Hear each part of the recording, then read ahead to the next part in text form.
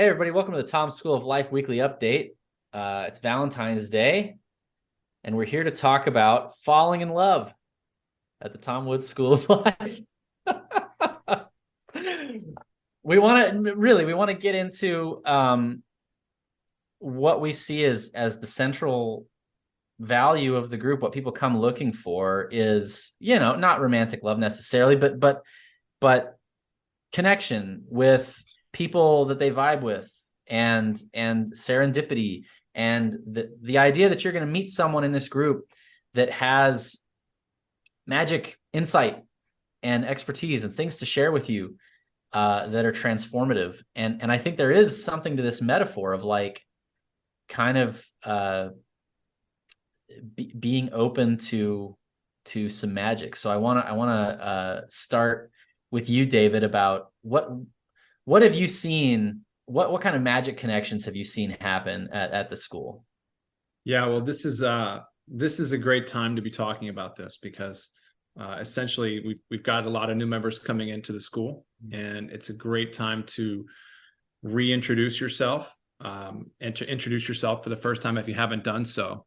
Because what exists here is what I would call a high probability drilling zone, right? You're in a place where you're much more likely to find a really good friend or a really good business partner, or somebody who just has that special something that you're looking for in terms of ideology, in terms of just how to do business. And so it's a place where you want to kind of create your profile, so to speak, and put out to the world what it is that you do, what it is that you're interested in, and let people find you, but also be on the lookout for the serendipity that comes from attending the accountability group and having one-on-ones on your own with members that you find interesting, attending the mixer call, and really being kind of a call maximalist, attending all the calls that have even a low chance of making a good connection. I would be sort of making all the rounds this time of year in the school, because I think that I have seen so many people connect and have collaborations that have worked well. They've either formed calls or groups or businesses or done business together. And that is essentially what I think we're here to talk about today. That's been really cool to see. We've got like 8 or 9 people who have just spontaneously created their own calls within the group on some topic that's of interest to them. And then you're not just talking about entrepreneurship, you're talking about like podcasting, or you're talking about like crypto, or you're talking about copywriting. And so you're in this room with people who not only have the ideological alignment, but also are trying to do exactly what you're trying to do. And I don't know if we want to deal with the high value drilling zone metaphor or not. Are we going to talk about that? That was so hard for me not to laugh during that. I was like biting my tongue. What's funny about that? What's funny? We're talking about oil, right? Yeah. Oil, about oil, valuable natural resources. Well, No, that didn't occur to me, and it would have. That's not an innuendo. You really didn't. No, I did not. I was Love thinking, and wow, drilling. David's rich. He's working in oil and gas. Keep it up, David. I'm just thinking of, you want to put out a bat signal in any time you're in a group like this, and you want you know that a group has been curated on your behalf. You've found yourself here. You've joined the school, and to further curate within a already curated group, you want to have a bat signal. And so that means that you want to be, and many people have told me, oh, I've already introduced myself. Well, do it again, and do it again in multiple places. We need to, it's like the 7 impressions rule. You need to see 7 impressions before you buy. It's the same thing exists with your own story. And maybe your introduction has even changed since you've joined the School of Life. You've gotten more clarity as to what it is that you're focused on now. Maybe you've developed some of the things to a place where you can actually draw people in to some more specifics that you've gotten started on. Yeah. And some of the groups or some of the members have been with us now for a year, or some 6 months.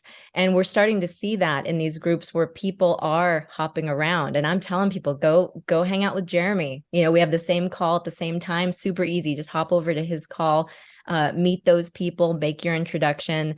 And we have a few people who are like making the rounds, like hitting 2 or 3 90-minute calls a week. And they're all the business ones. And they're just trying to meet as many people as possible. So if you haven't thought of doing that, I definitely encourage that, especially if you, I don't know, maybe hitting some stagnation within your group, just mix it up, get to know more people.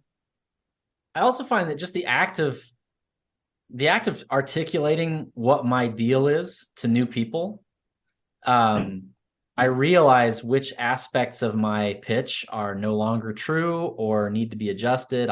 It makes me think about what I'm really up to and why. And just the act of doing that can be pretty valuable in itself. Jeremy, I want to hear from you about finding love.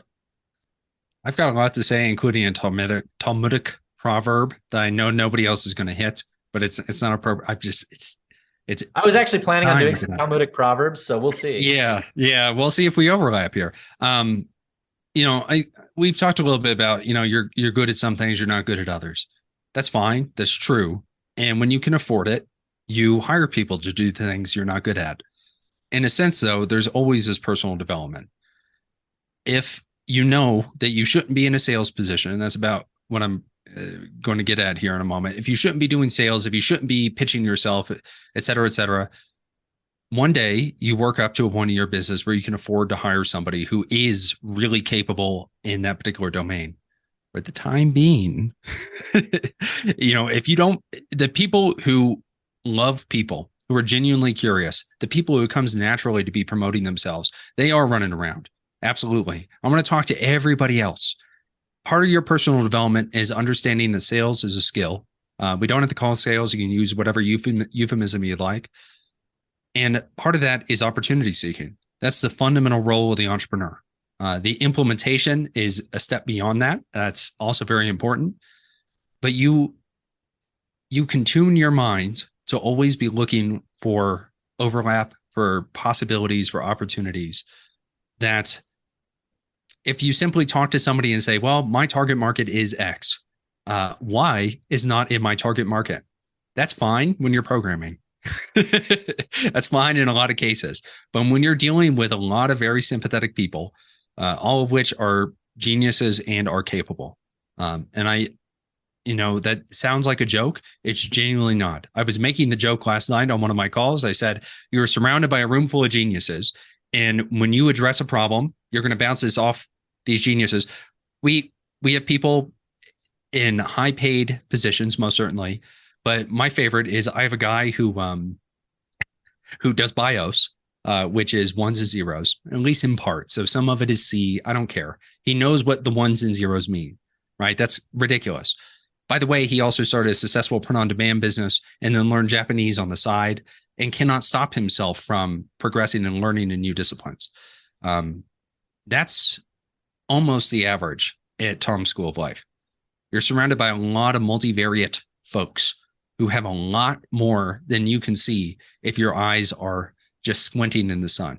If you can find not only silver linings, but the halos surrounding the clouds and all the sundogs and all the unusual atmospheric effects I barely know about, you have nearly infinite possibilities. It's merely a matter of attuning yourself to appreciate it. So yes, I 100% agree. If you are open for love, and by the way, I do a lot of matchmaking. I love it. Now the metaphor is destroyed now. Very first thing you do if you're dating is you write down everything that you loved, hated, and could settle with about your past lover, right? You got 3 columns. You write them down. And some people think this is magical thinking to be able to like attract that person or make some kind of talisman that's going to like beckon them to you. I eventually convinced my very skeptical secular brother to do this. And then of course his very next girlfriend met all the 1 column and had just a little bit in the 3 column that's things you could compromise on. No, but the reality is you train your own mind to seek the opportunities that are all around you constantly. Most people don't have 2,000 plus sympathetic ears and tongues to listen to and be heard by and make those kinds of connections.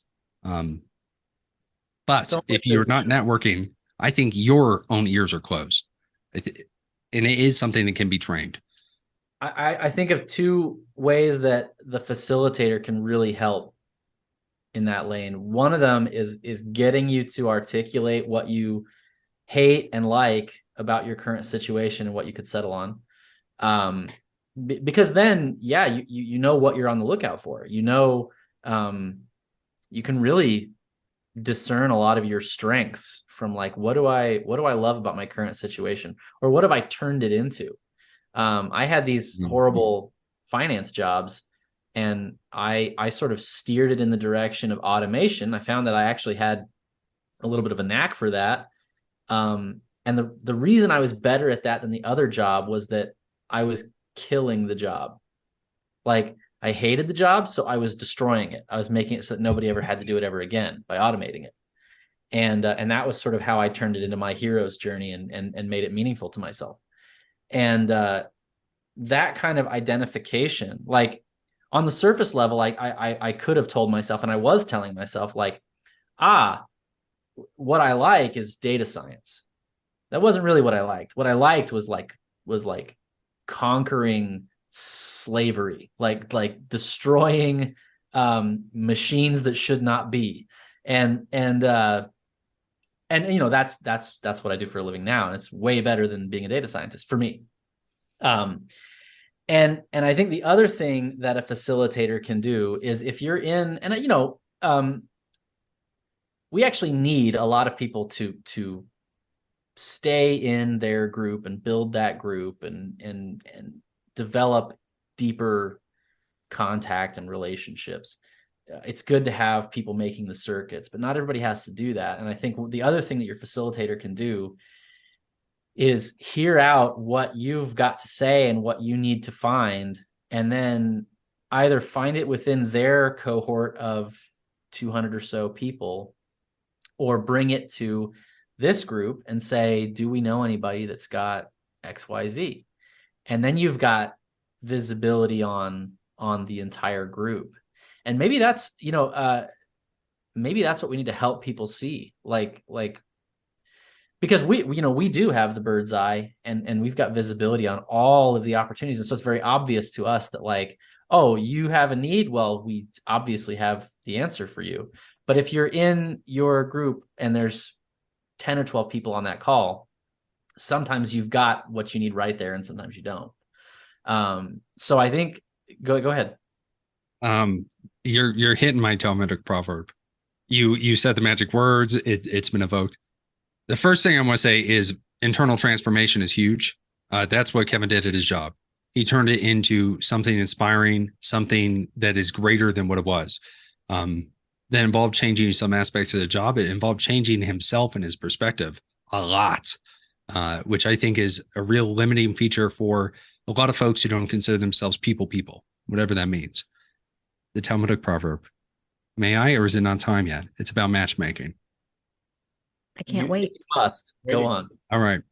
So a priest and a rabbi are arguing, and the priest says, I'm sorry, God, I'm screwing up my Talmudic proverb. How long has it been since I've given dating advice? The priest says, why did God stop delivering miracles? Because we have Jesus, and Jesus had all these wonderful miracles, right? And he's kind of updated the miracle count for the modern age. And the rabbi says, God did not stop doing miracles because every day the matchmaker finds business. Imagine two people so repulsive, so difficult to get along with, and somehow God orchestrates this in such a way that two people can come together in holy union for the rest of their lives and create something greater than themselves. It's a little bit goofy, but if you can see the sincerity underneath of it, that truly is a miracle, right? The question is, I think, where are these miracles originating? Yes, maybe there's an aspect of divinity. That's not my claim right now. I think yes, we are the matchmakers, which is exactly why I think this is relevant now. We can make the match, but what happens after that, right? What do two people actually do with each other? I tell people to talk to each other all the time. Sometimes they just completely miss each other. It's sincere listening, and it is optimizing to serve the other people, right? Which are incidentally kind of Christian concepts. There's a Jewish equivalent as well, but what can I do for this other person? And if you're listening with that first, how can I be of service? The overlap becomes apparent. And it also, that's going first in sales. In hypnosis, we do the same concept. And it primes the other person to say, what can I do for Jeremy? How am I providing value for Jeremy in this case? When that happens, it feels, it looks, it smells like a miracle. And I don't think it's anything less. I think when you have an orientation of what can I do for this other person instead of what do I want, what do I want is a narrow question. What can I offer another person? Well, then I've got access to the whole suite of things, people I know and skills I've got and experiences I've had that I could share. And then they have the reciprocal experience. And instead of me knowing that you're an accountant and I need tax help, instead of me being like, all right, I just need tax help. So where's the accountant? It's like, this is a human being that has a whole universe of things about them that are interesting and cool, ways I could help them, ways they could help me. And that, I think, it absolutely opens the door to all kinds of serendipity.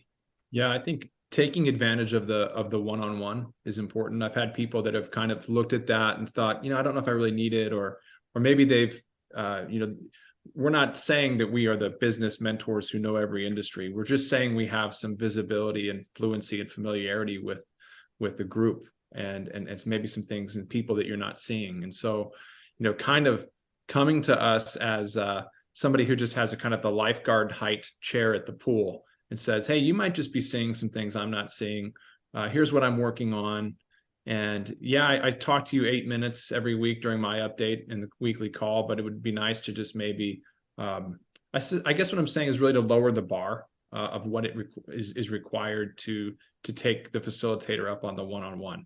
We're not saying we're the business mentor. We're not saying we're the category expert, simply someone who can maybe think of a name or two or a project or two, or even a call or two that you might want to consider that you haven't yet. And just get a fresh take on the school just by visiting us for those 30 minutes. It's incredibly gratifying to connect someone with, to create a magic connection like that and have something extraordinary come out of it, and take all the credit, obviously, for, because they go build their cool thing, and you don't really have anything to do with it, but just knowing that you played a part in midwifing that is incredibly rewarding.